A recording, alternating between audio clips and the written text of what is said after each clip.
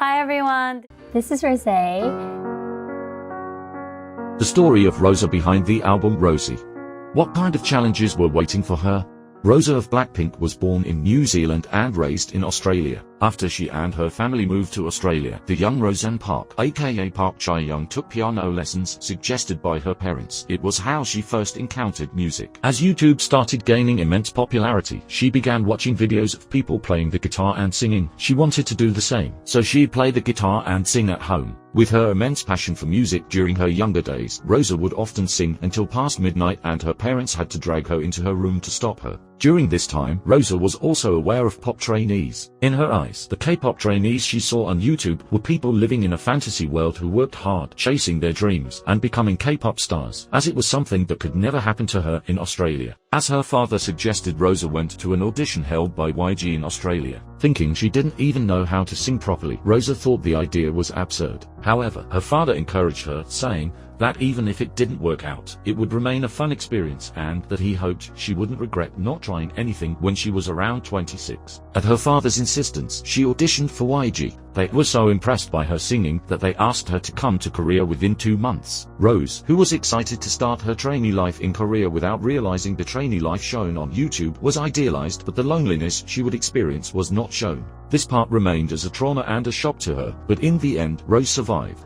Was it a good system for her? Rosè spent about 4 years as a trainee at YG. She would wake up at 9:30 a.m., shower, and go to a shared practice room with other trainees. She'd receive vocal, dance, and language lessons, and then practice until 2 a.m. every day. She often stayed behind to practice alone as she wanted the room to herself. Perhaps her song 3 a.m. reflects the emotions she felt during those times. The reason she practiced so passionately was that if she failed, she would have to return to Australia. She didn't want to have to explain her failure to her friends in Australia who hadn't understood her decision to come to Korea, so she worked even harder as a trainee. Even though she was coming to Korea alone, Rosè said she still sometimes misses her trainee days because it was when she was given all the time in the world to work on her music. She said, "It was like endless hours, and sometimes I was hopeful, sometimes I felt hopeless, but I think deep down inside I really enjoyed it."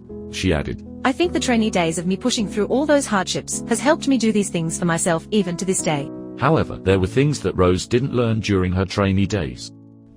How authentic did she want to be? Many idols struggle mentally after becoming stars because their agencies don't adequately prepare them for the mental challenges they might face during their trainee days. Rosè, for instance, focused solely on music training during her trainee period and wasn't prepared for the life of an idol. While she could make mistakes when she was behind the camera as a trainee, learning how to present herself as an idol in front of the camera is something she had to learn after her debut. Rosè admits that this is still hard for her. While not universal, many K-pop fans in Korea, when discussing an idol's worthiness of love, tend to have very strict moral standards, not just focusing on music and performances. As a result, after the immense success of Blackpink's debut, Rosè was trained to always present herself in the most perfect way. She interacted with fans only when she was prepared to give perfect answers and strive to be seen as the perfect girl by everyone. That's why, when preparing for her album Rosie, she wanted to reveal her vulnerable side, her personal emotions, and her experiences. What did she see online? Rosè has admitted to having a bad habit. She often finds her name scrolling through the internet until the early hours of the morning, looking for negative comments about herself. One day, she didn't sleep until 5 a.m., reading negative comments and malicious rumors about herself, and she walked up to the studio the next day very cranky. Despite always trying to present a perfect image to satisfy everyone, she felt lost that day and like she was never good enough. So, she wrote a song that was disgustingly honest and open about herself. This song became the second pre-release track, Number 1 Girl.